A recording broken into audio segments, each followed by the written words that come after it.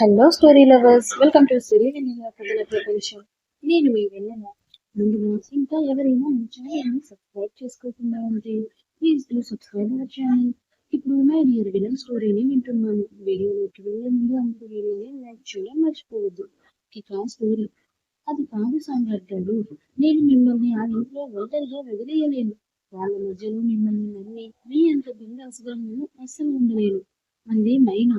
అయితే ఇప్పుడు ఏం చేద్దామంటావే అన్నాడు సామ్రాట్. నేను నీతో పాటు వస్తాను ఆ ఇంట్లోకి, తేల్చి చెప్పేసింది మైనా. అదేమైనా నీ అత్తారిల్లే అంటే చక్కగా వస్తాను అంటున్నాను. నువ్వెక్కడ ఉంటే అదే నా అత్తారిల్లు, అందుకే నీతోనే నేను అంది మైనా. కామెడీలు చేయకే పిచ్చుక, వేరే వాళ్ళ ఇంట్లో అలా ఎలా వెళ్ళుంటాను చెప్పు. కావాలంటే రోజు వచ్చి కలుస్తానులే నేను నిన్ను అన్నాడు సామ్రాట్. ఏంటి నువ్వే ఈ సిచ్యువేషన్ లోనే అని వెటకారంగా అడిగింది మైనా. చా, ఎక్కువైంది గాని ఇప్పుడు నేను ఎత్తుకొని నీ ఫ్లాట్ వరకు తీసుకెళ్లి ఎత్తేయమంటావా అన్నాడు సామ్రాట్ లేచి కూర్చోవడానికి ట్రై చేస్తూ. వద్దు బాబు, ఇప్పట్లో అంత సాహసం నేను చేయలేనులే కానీ నేను కూడా నీతో పాటు వస్తాను ఆ ఇంటికి. లేదంటే నీరింటికి పోదాం, రెండింట్లో ఏదో ఒకటి డిసైడ్ చేసుకో అని ఖచ్చితంగా తేల్చి చెప్పింది మైనా. ఇలా తగులుతున్నావేంటి జెండు బాంబ్లా అన్నాడు సామ్రాట్. నన్ను జెండు బాంబ్ అంటావా నిన్ను అని ఉరిమి చూస్తూ మీదకి వస్తున్న మైనాను టక్కున నడుము చెయ్యేసి మీదకి లాక్కెళ్ళి ఎదురు వండుతున్నాడు సామ్రాట్. డిశ్చార్జ్ ఫార్మాలిటీస్ అన్ని పూర్తి చేసుకుని రూమ్ కి వచ్చిన ఆరు డోర్ ఓపెన్ చేసేసరికి సామ్రాట్ ఘాటు ముగ్గులు బిజీగా ఉండడంతో వెనక్కి వస్తున్న మైరాను చీర పొంగు పట్టి వెనక్కి లాగి తనను హత్తుకునేలా చేశాడు ఆరు. ఆరవ్ చేసిన పనికి ఓ పక్క సిగ్గుపడుతూనే మరో పక్క చిరుకోపంగా, ఆరవ్ గారు ఏంటిది, ఇది హాస్పిటల్ అని గుర్తుంచుకోండి ముందు అంది కయ్యిన మైరా. అచ్చా, మాకు తెలియదు మరి, ఎదవ డస్కీ ఫేస్ నువ్వును అని చెప్తూనే మెడ మీద వెచ్చని ఊపిరి వదలడంతో మక్కుగా కళ్ళు మూసింది మైరా. ఆ గ్యాప్ లో ఆరవ్ సామ్రాట్ ఉన్న రెండోని చిన్నగా నోట్ చేయడంతో 3 నిమిషాల పాటు మైనా కాప పెదాలను పీల్చి పిప్పి చేసిన సామ్రాట్ డోర్ నాకింగ్ సౌండ్ డిస్టర్బెన్స్ కి ఆ ప్లే స్టేషన్ అంతా అందుబాటులో ఉన్న మైనా పెదాల మీద చూపిస్తూ కింది పెదవి మీద చిన్న బొక్క పెట్టి వదిలాడు. సామ్రాట్ వదలగానే చూపుని కిందికి దించి బ్లడ్ వస్తున్న పెదవిని చూసుకుంటూ సామ్రాట్ ని కోపంగా చూసి, ఏంటిది సామ్రాట్ గారు అంది ఉక్రోషంగా మైనా. అది కూడా తెలియరా, అది తెలియకుండా కోల్కటాలో జాబ్ చేయడానికి వచ్చావేంటి అని కన్ను కొట్టి కొంటెగా చెప్పి మైనా పెదవి మీద మెరుస్తున్న రెడ్ వైన్ నాలుకతో లిప్ చేశాడు. బీస్ లా తయారవుతున్నారు అంది మైనా కచ్చగా చూస్తూ. ఏం చేద్దాం, వైన్ కన్నా ఎక్కువ కిక్కిస్తుంది నీ బ్లడ్ అన్నాడు సామ్రాట్. మైనా ఏదో అనుభూతుంటే మళ్ళీ వినిపించిన డోర్ నాకింగ్ సౌండ్ కి సామ్రాట్ చిరాగ్గా, పోవే బాబు, ముందు పోయి ఆ డోర్ ఓపెన్ చేయి, లేదంటే అవతల షుగర్ పేషెంట్ ఎవరో గాని ఆత్రానికి చచ్చిపోయేలా ఉన్నారు అని చిరాకు పడ్డాడు సామ్రాట్.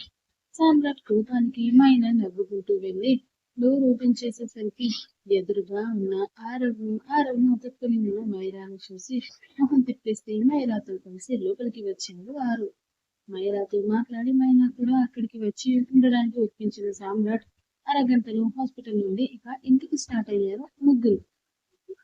రెసిగ్నేషన్ ఓకే అవడంతో కోపంగా తన క్యాబిన్ కి వచ్చేసి తన థింగ్స్ అన్ని ప్యాక్ చేసుకుంటున్న సమీర్ ఫోన్ కి ఓ కాల్ వచ్చింది.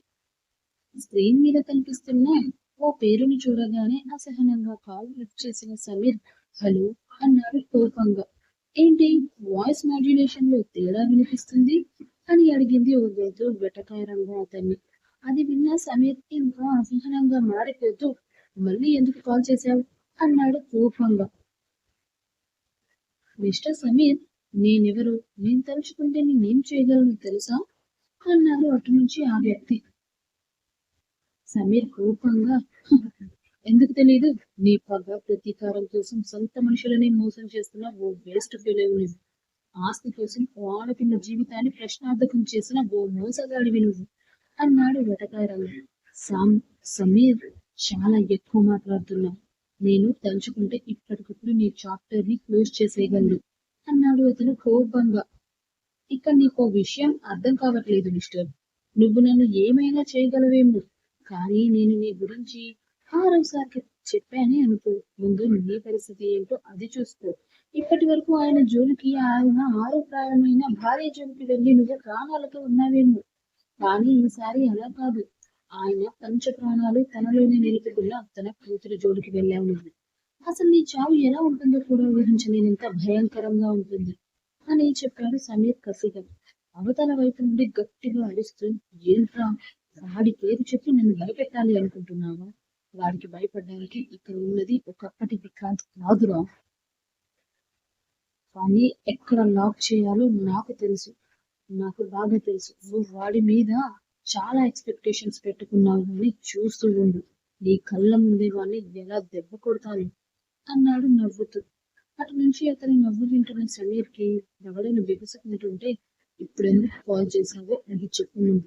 అన్నీ నువ్వు అనుకున్నట్టు జరిగాయి కదా, ఆల్రెడీ నా రెసిగ్నేషన్ కూడా ఓకే అయింది. ఇక ఈ పూజతో నీతో, మీ ఆఫీస్తో నాకు ఎలాంటి సంబంధం లేదు కోపంగా అన్నాడు సమీర్. నీకు సంబంధం కట్టవలసింది నాతో, ఆఫీస్తోనే కాదు, హైదరాబాద్ తో కూడా అన్నాడు అతను. అంటే అర్థం కానట్టు అడిగాడు సమీర్. నువ్వు హైదరాబాద్ లో ఉండడానికి వీల్లేదు. ఈ రోజు రాత్రి మీరు అక్కడి నుంచి వెళ్ళిపోవాలి. ఎక్కడ ఉన్నది, ఏం చేసేది అసలు ఎవరికి తెలియడానికి వీల్లేదు. నీ phone number, social media accounts అన్ని రాత్రితో కనుమరుగైపోవాలి అని చెప్పాడు అవతలి నుండి.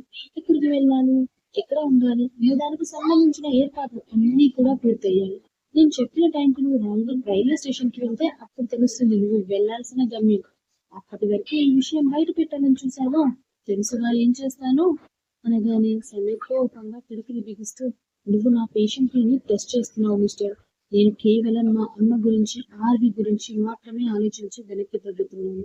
వాళ్ళిద్దరిలో ఎవరికి ఏ చిన్న అపాయం జరిగినా I will see you definitely అని కోపంగా చెప్పి కాల్ కట్ చేసి అసహనంగా కళ్ళు మూసుకుని తల పట్టుకున్నాడు సమీర్.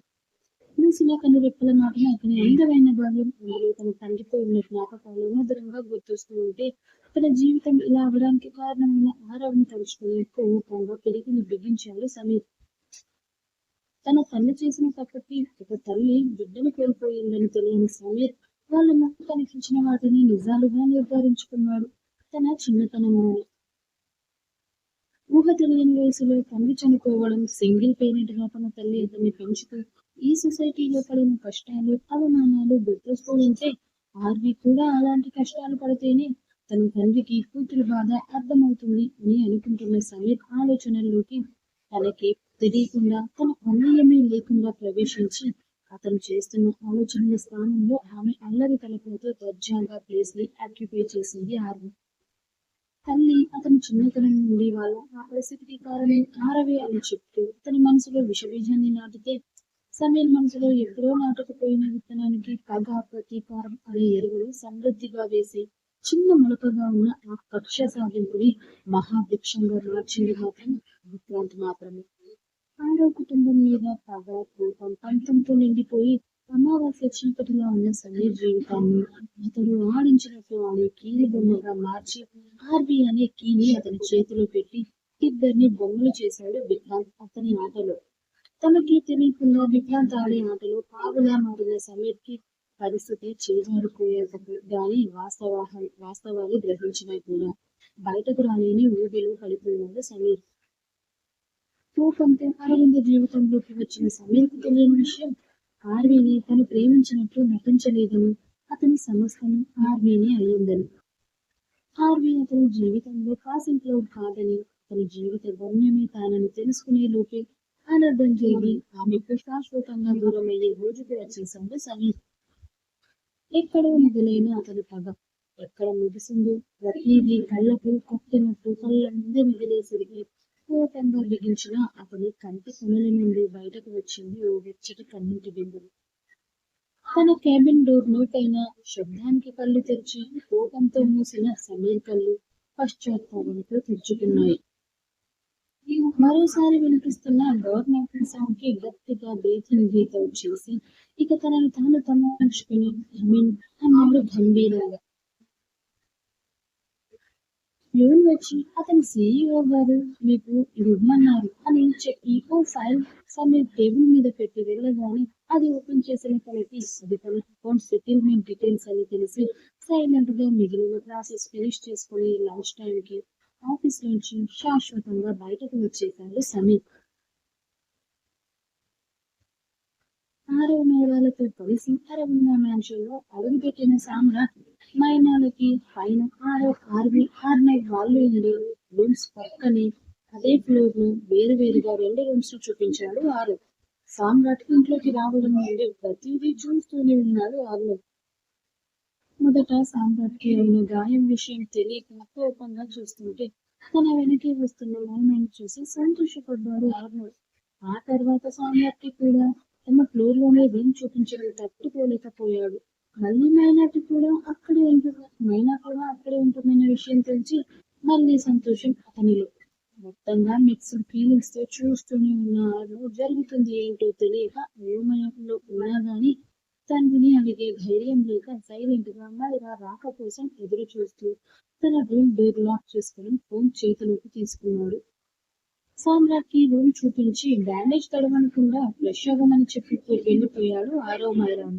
వాళ్ళని చూస్తూ అప్పటికి మైనా కూడా తన రూమ్కి వెళ్ళిపోవడంతో డోర్ లాక్ చేసుకుని ఫోన్ ఓపెన్ చేశాడు సామ్రాట్. బాల్కనీలో నిలబడి కాల్ మాట్లాడుతున్న సామ్రాట్ కి డోర్ పడుతున్న డిస్టర్బెన్స్ కి కాల్ కట్ చేసి రూమ్ లోకి వచ్చి డోర్ ఓపెన్ చేయగా అతనికి ఎదురుగా డిన్నర్ ప్లేట్ తో వచ్చిన మైరాను చూసి లోపలికి రానివ్వడానికి స్పేస్ ఇస్తూ చిన్నగా నవ్వాడు సామ్రాట్. సమాధానంగా మైరా కూడా మాకు డోర్ ఎందుకు క్లోజ్ చేసుకున్నావు సామ్రాట్ అని అడిగింది లోపలికి వస్తుంది. అది కాల్ మాట్లాడుతున్నా మేడం అందుకే అన్నాడు సామ్రాట్ నవ్వుతూ. ఓకే బట్ నీ పర్మిషన్ లేకుండా నీ రూమ్ లోకి ఎవరో రావలేదు సామ్రాట్. నువ్వు ఫ్రీగా ఉండొచ్చు ఇక్కడ అని ఫుడ్ ప్లేట్ ని టేబుల్ మీద పడుతూ చెప్పింది మైరా. థ్యాంక్స్ మేడం అని హార్ట్ఫుల్ గా చెప్పాడు సామ్రాట్. థ్యాంక్స్ కానీ ఎందుకు సోఫా అని అంటూ సోఫా దగ్గర డిన్నర్ కోసం అరేంజ్మెంట్స్ చేస్తూ కళ్ళు చిన్నవి చేసి అడిగింది మైరా. మైరా ఎక్స్ప్రెషన్స్ చూస్తూ వచ్చి సోఫాలో కూర్చుంటూ గ్లాస్ లో వాటర్ ఫిల్ చేస్తున్న ఆమె చేతి నుంచి బాటిల్ తీసుకొని తానే గ్లాస్ లో ఫిల్ చేసుకుని బాటిల్ పక్కన పెట్టి మైరా 2 చేతులు అతని చేతుల్లోకి తీసుకుని ఎందుకు అని చూపిస్తూ ఆమె అరచేతుల్లో పెదాలు అద్దాడు సామ్రాట్. ఇంకా విషయం పూర్తిగా అర్థం కాని మైరా సామ్రాట్ కి చూసి నవ్వుతూ అప్పుడప్పుడు నువ్వు కూడా అచ్చు మా ఆరో గారి అని మాట్లాడుతావు తెలుసా అంది మైరా. తనను ఆరోగ్య పోల్చినందుకు మొహాన్ని సిగ్గా మార్చేస్తూ మైరా చేతులు వదిలి మీరు నిన్ను చేశారా అని టాపిక్ డైవర్ట్ చేస్తూ అడిగాడు సామ్రాట్. విషయం తెలగాని క్యాచ్ చేసిన మైరా మొహాన్ని చిన్నబుచ్చుకొని సామ్రాట్ కి ఫుడ్ ప్లేట్ అందించి నువ్వెందుకు మా ఆయనతో ఇప్పుడు కోపంగానే మాట్లాడుతావు అని అడిగింది మైరా. మైరా ఫేస్ వాడిపోవడం చూసిన సామ్రాట్ రోటీ తుంచి కర్రీలో డిప్ చేస్తూ ఫస్ట్ పీస్ ని తినిపిస్తూ తెలీదు మేడం వేరే కారణం మీరేనేమో అన్నాడు సామ్రాట్. సామ్రాట్ పెడుతున్న రోటీ పీసు తింటూ నేనా కళ్ళు పెద్దవి చూసి బుటక వేసి మరీ అడిగింది మైరా. మేబీ అన్నాడు సామ్రాట్. మీ ఇద్దరికి పడకపోతే మధ్యలో నేనేం చేశాను అని అడిగింది మైరా కలకగా. తర్వాత నుంచి సామ్రాట్ తింటూ మీరేం చేయలేదని కదా మేడం నా కోపం కూడా. మీ ఆయన మిమ్మల్ని బాగా డామినేట్ చేస్తాడు పైగా ఆ పిలుపు వర్డ్ తెలుసా అని కచ్చగా చెప్పాను Samrat. But I love my desk అని సడన్ గా డోర్ దగ్గర వినిపించిన గొంతుకి ఇద్దరు తల పక్కకి తిప్పి చూసేసరికి డోర్ లో అడ్డంగా చేతులు ఫోల్డ్ చేసి క్రాస్ లెగ్స్ తో స్టైల్ గా నిలబడి వాళ్ళని చూస్తున్న ఆరవ్ని చూడగానే మైరా మీరా అంటూ లేచి నిలబడింది. లేదే సతీసక్కుబాయ్ ఏ వచ్చే ఆవిడకు కూడా మర్యాదలు చేస్తావా వెటకారంగా అన్నాడు ఆరవ్. ఇదిగో ఈ వెటకారమే మరి నాకు మండేది అన్నాడు సామ్రాట్ వెలుగుతూ. సెబస్టి నువ్వు కిందికి వెళ్ళి పని మనిషితో ఐస్ క్యూబ్స్ పంపించవే అన్నాడు ఆరు ఇది సీరియస్ గా చెప్తున్నట్టుగా. ఐస్ క్యూబ్సా అవెందుకు ఇప్పుడు అని ఆరవ్ గారు అని అడిగింది మైరా. వాడికి ఎక్కడో మండుతుందంటే కాస్త ఆ ఐస్ క్యూబ్స్ ఇస్తే పెట్టుకుని చల్లబడతాడు అని చెప్పాడు ఆరు. ఆరో మాటకి టక్కున వెనక్కి తిరిగి సామ్రాట్ ని చూస్తూ నిజమా సామ్రాట్ మరి ఆ మాట అప్పుడు చెప్పలేది? హాస్పిటల్లో చెప్పి ఉంటే డాక్టర్ గారిని ఏదైనా మందు అడిగేవాళ్ళంగా అంది మైరా అమాయకంగా కంగారు పడిపోతూ. సామ్రాట్ తల కొట్టుకుంటూ మేడం, మీరు మీ ఆత్రానికి కాస్త అడ్డుకట్ట వేయండి ప్లీజ్. ఇలా ఆవేశపడి ప్రతిసారి ఆయనకి అడ్డంగా బుక్ అవుతున్నారు అన్నాడు సామ్రాట్. దానిది ఆవేశం కాదురా, నీది. ఇదిగో ఇదే ఆవేశం. అంటే అనవసరంగా నీకు అవసరం లేని విషయంలో వేలు పెట్టకుండా సైలెంట్ గా రెస్ట్ తీసుకుంటూ ఉంటే త్వరగా రికవర్ అవుతావు. నా షూటింగ్ స్టార్ట్ చేయొచ్చు. కాబట్టి అర్ధరాత్రి వరకు చాటింగ్ చేయకుండా ఫాస్ట్ గా తిని తొంగో అని సామ్రాట్ కి చెప్పి వెనక్కి తిరుగుతూ, మేడం డస్కీ, ఇక వాడికి గడ్డి పెట్టడం అయితే త్వరగా వచ్చి మాకు తినిపించేవి అని చెప్పి వెళ్ళిపోయాడు ఆరవ్. తినిపించాలంట, ఎంత చక్కగా చెప్తున్నాడు చూడండి. ఏదో 6 ఏళ్ల పసిపిల్లాడిలా. తినిపించవే డస్కీ అంట. అసలు ఇదంతా మీ వల్ల కాదా? మిమ్మల్ని అనాలి. మొదటిసారి అలా పెంచినప్పుడు చెక్క మూతి మీద కొట్టుండాల్సింది. మరి ఇంకోసారి అలా పెంచేవారు కాదుగా అన్నాడు సామ్రాట్ మైరాని కసురుతూ. సామ్రాట్ మాటకు ఆరవ్ తనని మొదటిసారి డస్కీ అని పిలిచిన సందర్భం గుర్తు చేసుకుంది మైరా. మైరా ఆలోచనల్లో ఉండగానే సామ్రాట్ తినడం పూర్తయి హ్యాండ్ వాష్ కూడా చేసుకుని, హలో మేడం, ఇక బయటకు రండమ్మా. మీ ఆయన గారు ఊహల్లోంచి బయటకు రండి అన్నాడు వెటకారంగా సామ్రాట్. సామ్రాట్ పిలుపుకు ఊహల్లోంచి బయటకు వచ్చిన మైరా సామ్రాట్ హ్యాండ్ వాష్ కూడా చేసుకోవడం చూసి, అయ్యో అదేంటి సామ్రాట్, అప్పుడే హ్యాండ్ వాష్ చేసుకున్నావు అని అడిగింది. అప్పుడే ఏంటి మేడం, అప్పటికే చాలా తినేశాను నేను అన్నాడు సామ్రాట్. ఏంటో నువ్వు కూడా మా ఆర్వీలా ఇంతే తిన్నావు అని పెదవి విరుస్తూ చెప్పి, ఇక మందులు వేసుకుని రెస్ట్ తీసుకో. నేను వెళ్ళి ఆర్వీని నిద్రలేపి తినిపిస్తాను అంది మైరా. అవును, అరవింద గారేంటి కనిపించట్లేదు? పైగా ఈ టైంలో పడుతున్నారేంటి మేడం అని అడిగాడు సామ్రాట్. అప్పటి వరకు బాగున్న మైరా ఫేస్ మళ్ళీ బాధగా మారిపోతే, ఆర్వీకి ఒంట్లో బాగాలేదు సామ్రాట్, ఎందుకే అని చెప్తూ సామ్రాట్ ని చూడకుండా గుడ్ నైట్ చెప్పి వెళ్ళిపోయింది మైరా. మైరా వెళ్ళిపోయాక అప్పటి వరకు బాగానే ఉన్న మైరా ఫేస్ ఎందుకు డల్ గా మారిందో అర్థం కాలేదు సామ్రాట్ కి. ఏమోలే అనుకుంటూ రూమ్ లోనే కాసేపు అటు ఇటు వాకింగ్ చేస్తూ ఫోన్ లో మళ్ళీ మైనాతో చాటింగ్ మొదలు పెట్టాడు సామ్రాట్. ఇక ఆరో సామ్రాట్ రూమ్ కి రాకముందు మైరా ఫుడ్ ప్లేట్ తో సామ్రాట్ రూమ్ కి వచ్చే ముందే ఆర్నవ్ రూమ్ కి వెళ్ళాడు. సామ్రాట్ మైనాలు ఆ ఇంట్లో ఉండే విషయం గురించి మాట్లాడడానికి. కాల్ మాట్లాడుతున్న ఆర్నవ్ కి డోర్ నాక్ చేసిన శబ్దానికి కాల్ కట్ చేసి డోర్ ఓపెన్ చేసేసరికి ఎదురుగా ఆరవ్ చూసి లోపలికి రావడానికి సైడ్ ఇస్తూ హాయ్ డాడీ అన్నాడు ఆర్నవ్. హాయ్ రా, హవాజ్ యువర్ డే అని క్యాజువల్ టాక్స్ తో మొదలు పెట్టిన ఆరవ్ సామ్రాట్ మైనాల విషయం కూడా తీసుకువచ్చేశాడు. సామ్రాట్ కి షూటింగ్ స్పాట్ లో యాక్సిడెంట్, దాని తర్వాత షూటింగ్ డిలే అవ్వడం గురించి చెప్పి కొన్ని రోజుల పాటు సామ్రాట్ ని ఏ పరిస్థితుల్లో ఇంటికి తీసుకురావాల్సి వచ్చిందో చెప్పాడు ఆరవ్. అదంతా విన్న ఆర్నవ్, మీరు ఎన్నైనా చెప్పండి డాడ్, వాడు మన ఇంట్లో ఉండడం మాత్రం నాకు అస్సలు ఇష్టం లేదు మొండిగా అన్నాడు ఆర్నవ్ గిరీష్ లా బిహేవ్ చేయదు. అరే, వాడిని ఇక్కడికి తీసుకురావడానికి రీజన్ ఉంది అంటే అర్థం చేసుకోవే. వాడి వల్ల నీకు ఏ ప్రాబ్లం రాకుండా నేను చూసుకుంటాను. అయినా ఇది మన ఇల్లు ఆర్నవ్, ఎవరో వచ్చి ఉంటే నీకేంటి ప్రాబ్లం? నీ పనేదో నువ్వు చూసుకో. ఈ విషయాల గురించి నువ్వు అస్సలు పట్టించుకోకు చెప్పాడు ఆరవ్ కోపంతోనే బుజ్జగిస్తూ. ఏమో డాడ్, నాకెందుకో ఈ మధ్య మీరు మరీ వాడి మీద ఎక్కువ ఇంట్రెస్ట్ చూపిస్తే నన్ను దూరం పెడుతున్నట్టు అనిపిస్తుంది అన్నాడు ఆరవ్ ఇక కొడుకుని హక్ చేసుకుని, అదేం లేదు అన్నావు, నేను ఎందుకు దూరం పెడతా చెప్పు. యువామే ప్రిన్స్ గా ఎక్కువగా ఆలోచించకుండా హాయిగా డిన్నర్ చేసి రెస్ట్ తీసుకో అన్నాడు తన భుజం తడుతూ ఆరవ్. లవ్ యూ డాడీ అన్నాడు ఆరవ్. లవ్ యూ మోర్, పద డిన్నర్ చేద్దాం అన్నాడు ఆరవ్. నేను ఫ్రెష్ అయి వస్తాను డాడీ, ఈ రోజు నాతో కలిసి డిన్నర్ చేయాలి మీరు అన్నాడు Arnav. Okay done, come fast మరి అని చెప్పి ఆర్నవ్ని వదిలి బయటకు వెళ్తూ డోర్ దగ్గర ఆగి, మైనా విషయం గుర్తుందిగా అర్నవ్, ఇక తన జోలికి నువ్వు వెళ్ళకూడదు ఓకేనా మరోసారి గుర్తు చేశాడు ఆరు. ఓకే డాడ్, మీరు చెప్పారుగా అనగానే, గుడ్, త్వరగా వచ్చి నీకోసం వెయిట్ చేస్తుంటాను అని ఆర్నవ్ రూమ్ నుంచి బయటకు వచ్చి సామ్రాట్ రూమ్ వైపుకి వెళ్ళాడు ఆరు. ఆఫీస్ నుంచి గుడ్ బై చెప్పి ఇక చీకటి పడ్డాక ఇంటికి వచ్చాడు సమీర్. తన కోసమే ఎదురు చూస్తున్న తన తల్లిని చూశాక గానీ గుర్తు రాలేదు ఆ రోజు ఆమె కోసం తను తీసుకున్న డాక్టర్ అపాయింట్మెంట్ గురించి. హాల్లోనే ఉన్న తల్లిని చూసి డాక్టర్ అపాయింట్మెంట్ గుర్తు రాగానే ఛా అనుకుంటూ తల చుట్టుకొని, సారీ మా, ఈ రోజు డాక్టర్ అపాయింట్మెంట్ ఉందనే విషయమే మర్చిపోయాను అన్నాడు తల్లి పక్కన కూర్చుంటూ సమీర్.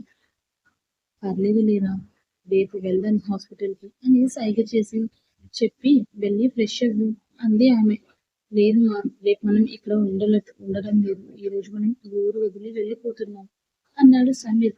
ఏంటి అన్నట్టు షాకింగ్ గా చూసింది ఆవిడ. నెక్స్ట్ ఏం జరగబోతుందో తెలుసుకోవాలనుకుంటే వింటూనే ఉండాలి మై డియర్ విలన్. తక్కువగా ఇస్తున్నాను, టైం లెన్స్ తగ్గిస్తూ ఇస్తున్నాను అన్నట్లయితే చెప్తారు కదా, మరి ఇప్పుడు 20 minutes ఇస్తున్నాను, నిన్న 20 minutes, ఈ రోజు 20 minutes, ఇప్పుడు చెప్పరేంటండి?